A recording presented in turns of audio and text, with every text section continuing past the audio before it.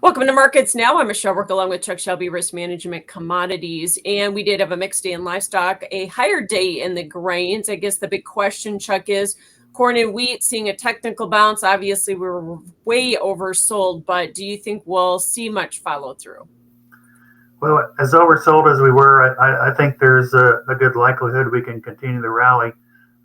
There's a point there in any market where you just run out of sellers, technically way overdone, and we bounced. And I think one thing that helps maybe continuing the upward trend in the corn and soybeans or corn and wheat would be there's no sellers out there. Farmers aren't willing to sell corn here. Nobody's willing to sell wheat here. So those are a couple of reasons why I think we can continue going into Friday's report. And corn and wheat also getting some help from soybeans and soybean meal scoring more new contract highs here today. And of course, South American weather is pushing that. How much weather premium do you think we need to put in this bean market?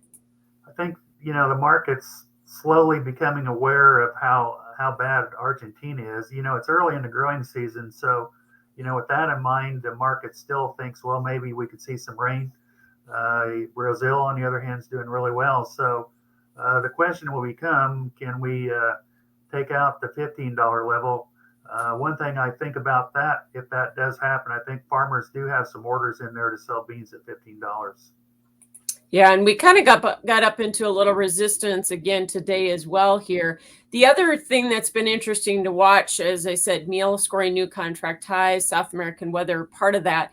But we've also seen a lot of these meal oil spreads being unwound. And when do you think that's going to capitulate? That started last Friday, and it just showed how much weight the funds had put into the bean oil market. That's part of what's going on, but you got to recognize Argentina is one of the biggest meal exporters in the world. They like to convert their soybeans over to meal, so it's kind of a double-edged sword there that's making meal go further maybe than it should. But I think that spread unwinding is close to being exhausted. Yeah, and it's been a lot of unwinding, that's for sure. So, what about the exports tomorrow? We're going to be getting our weekly report, and of course, corn and wheat. We've been behind in terms of our pace. And do you expect that trend is going to continue? Soybeans, I know, have been a little better, but we're starting to kind of close that window too, aren't we? Yeah, we did see some big buying from China this week and some unknowns, but we're definitely slow on the pace. Corn probably is the weakest link there when you look at the export pace. Going forward there, it sure would be nice to see China step in and buy some corn. That's what we really need, another catalyst to get the corn market to work higher. Yeah. Do you think we'll see any demand adjustments on corn in the WASD on Friday, especially with the slow exports that we've had? They're probably going to decrease our exports again, probably rightfully so at this point in time. Over in the livestock side, with the numbers being down in cattle in particular, how much feed demand are they going to, make some adjustments in those numbers. But overall, we still have a very tight carry out. Maybe it's 1.2 to 1.3. Still a tight number as we, move into the growing season of 23.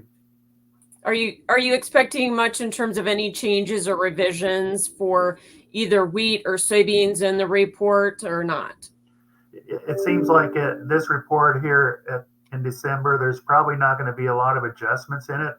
I think once we get through that and we don't see anything of any significance going forward, then we're going to trade going towards Christmas. So the report probably doesn't make any major adjustments. We'll just see what the attitude of the trade is, and probably weather in Argentina is going to be more of a driving factor than what this report says. Let's move over to the livestock futures. Cattle futures kind of in consolidation mode here to some degree, but I know yesterday we took a lot out of the market just because of the concerns about lower box beef values. Those rebounded today. What do you think? Supply and demand, talk a little bit about that and what wins out here as we're into the December holiday timeframe.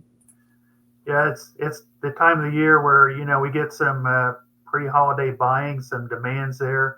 But then you have to recognize as we go past that, we get into the new year. So the market's probably fair value here has had a correction in the fat market. So I look at the cattle market as kind of stable here, probably sold off enough. And as we go forward, we'll see what the new year brings. On the hog side of the equation, Christmas hams are really important to, that market.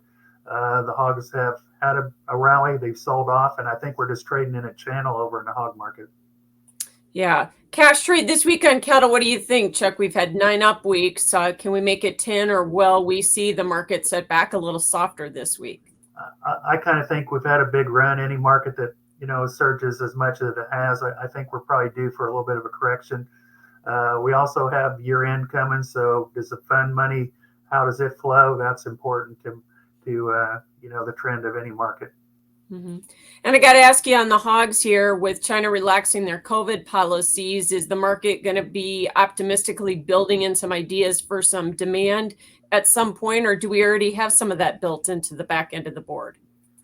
I think the market was waiting to see that they were going to back off on their policies as far as closing the country down. I think that's the positive going forward for the hog market. What we really need to know is to see if they're true to their word and they really do kind of open up the country. That would probably show for pent up demand, just like we saw here while we have inflation, pent up demand. So I think China could be something that could really turn the markets around as we move forward into next year.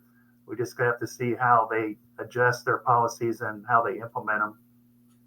Okay, thanks for joining us. Chuck Shelby with Risk Management Commodities, and that's Markets Now. All right, 3, 2, and 1.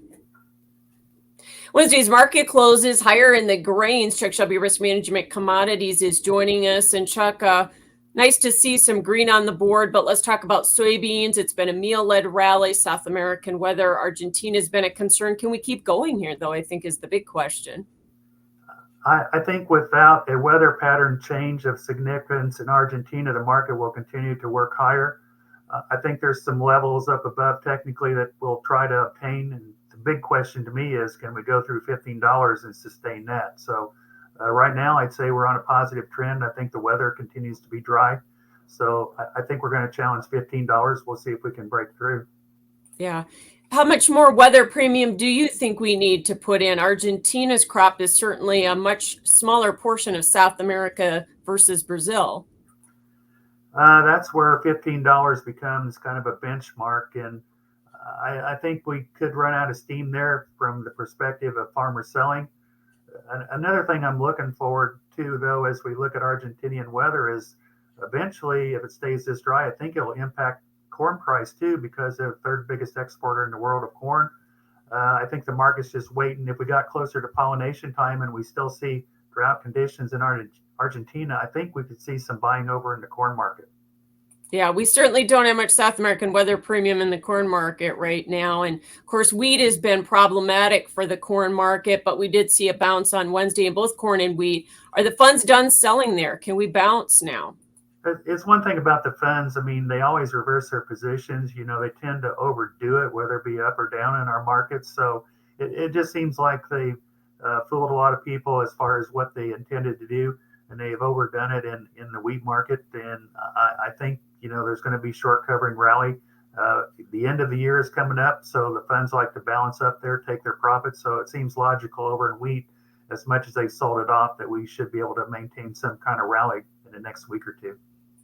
Is some of this a little squaring before we go into that WASDE on Friday or not?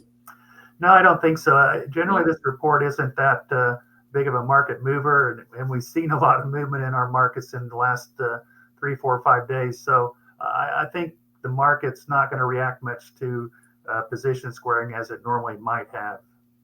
All right. Thanks so much for joining us. That's Chuck Shelby, Risk Management Commodities. We have more AgDay coming up.